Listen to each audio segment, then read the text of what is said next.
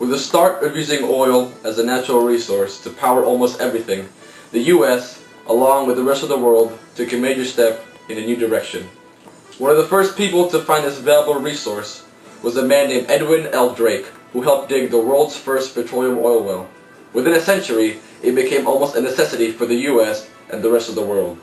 In 1859, Edwin hit a large oil vein and started the oil boom, which spread throughout Ohio, Texas, and then the rest of the world. Business boomed and grew even larger with the advent of the combustion engine. Petroleum was then firmly established as a main resource by the end of World War II. Petroleum has made possible transportation by engines, land, sea, and air. With all the production, environmental issues have risen. There have been occasional leaks and have affected the local ecosystem. Today, we will be discussing the opinions of America's foreign oil and offshore drilling policies and American movement to alternative energy sources. Ever since the 1970s and Richard Nixon's oath to become independent of foreign oil, the debate over whether to keep or cut the flow of foreign oil has been a constant issue in both politics and economics. Both opinions have developed a solid foundation, with one supporting the use and one hammering it down. While much of today's headlines focus on why the country should cut the use of foreign oil, many still stand by the use. Today, many of these supporters stand by the idea that energy independence is detrimental to our need for fuel. They state that with 60% of our oil use being of foreign origin, there would be no way to compensate for the sudden loss of this large amount of oil. Supporters even argue that some alternatives to this issue would cause economic harm, such as how the large usage of corn for ethanol has caused inflation in the United States. Other supporters of foreign oil also fear for the economy. Samu Saysim, who has worked in the energy business for years, claims that by reducing the global demand for oil, we will be negatively impacting our own economy. In other words, some are fearing that by limiting our oil usage to only domestically produced oils, we are increasing the internal demand and competition, which would thus raise oil prices. While the supporters of foreign oil imports offer a strong foundation to their arguments, so do the naysayers. Following the constant problems in the Middle East, where about 6% of our foreign oil originates, many dislike the usage of foreign oil simply because of the instability of the region. According to the State Department's travel warning list, many countries in the Middle East and other areas are very unstable and dangerous, causing concern in many Americans. They believe that our reliance on this unstable oil supply is not only dangerous to us and our economy, they also fear that unfriendly regimes are benefiting from our demand, and therefore threatening our own national security. Some even say that our use of foreign oil is causing a shift of power from importers to exporters, putting our oil in jeopardy. Another rising argument in the crowd of those who support oil independence is that the foreign oil trade is not only unstable, but also prolonging our economic recovery. Due to recent oil imports, our deficit has been made larger, causing many more economic scares. Another topic of America's dependency on foreign oil, and oil in general, is Outer Continental Shelf OCS drilling, and the controversy that is created by the viewpoints from both agreeing and disagreeing with its allowance. Over the past 25 years, federal prohibitions on OCS drilling has caused the U.S. to send trillions of dollars to overseas oil producers and has jeopardized our national security by making us extremely dependent on foreign energy sources. With the incentive to allow OCS drilling because of the increased job pool, the House passed the Deep Ocean Energy Resource DOER Act to save and create jobs, lower prices for consumers, and allow coastal states to protect 100 miles of their seas. The ability to protect farther off the coast, and by saving jobs, OCS drilling will allow states and federal government to recover from the economic recession and keep the country safer and less dependent on foreign energy providers. With this passed, energy prices would lower. Both the state and federal government's revenue would increase. Along with its increased revenues, the U.S. would also lose its enormous dependency on foreign oil providers, help the economy recover, gain a huge resource potential, and the U.S. has the technology and expertise to develop safe and profitable OCS drilling points for the long-term benefit of the country. With the idea of the expanding OCS drilling, the reduction of OCS drilling is also a big and well-thought-out idea in opposition to all its supporters. According to the U.S. Department of Energy report, allowing OCS drilling would not significantly lower gas prices until before 2030. Oil companies also secured leases in 1998 and 1999 that enabled them to be exempt from royalties, which in turn basically caused the oil companies to rip off American citizens.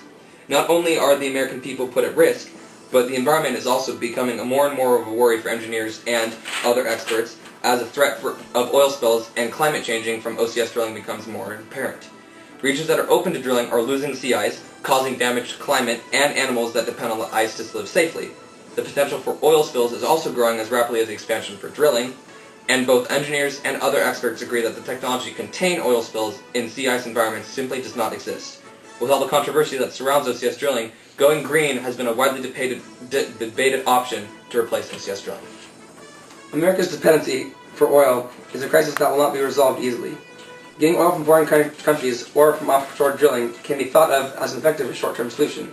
However, eventually there will come a time when the fossil fuel market drops.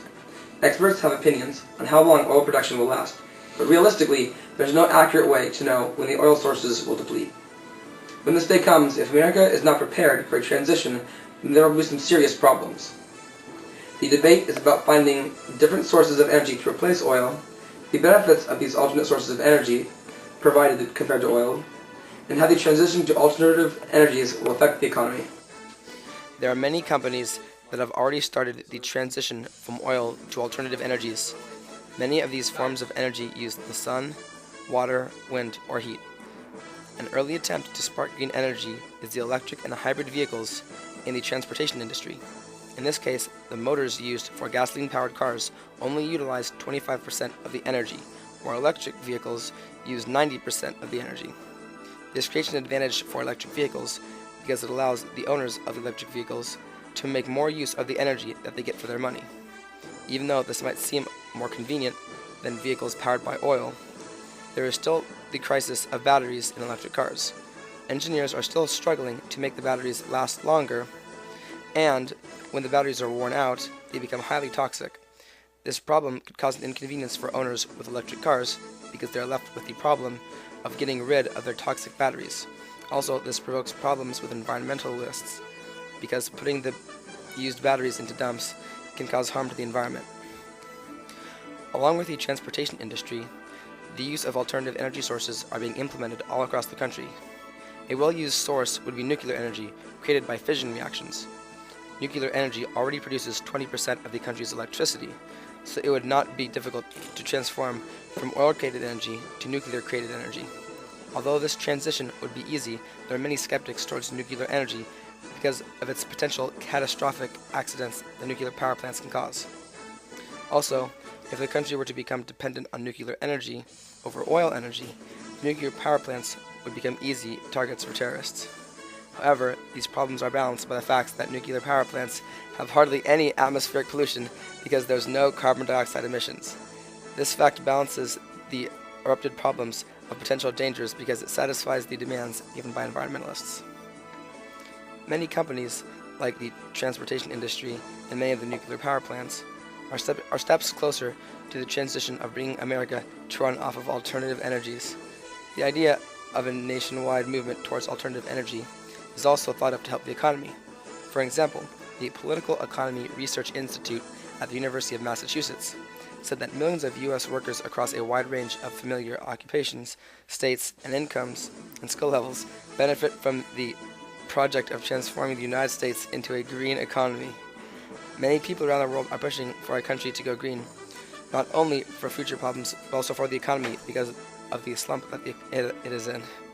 However, the idea of switching the United States to a green economy also provokes a negative opinion. According to the economists behind 7 myths about green jobs will in turn destroy millions of jobs. These economists believe that these so-called green jobs will instead promote jobs alone instead of productivity, leading to low-paying jobs. Not only is this a possibility, but if the country were to slowly transition to using alternative energy sources over oil, then what would happen to the GM companies and their workers? The fear behind this idea is that if everyone commits to change to green energy, then the old companies that made their money off oil would go bankrupt, and the employees would lose their jobs, which would hurt the economy even more.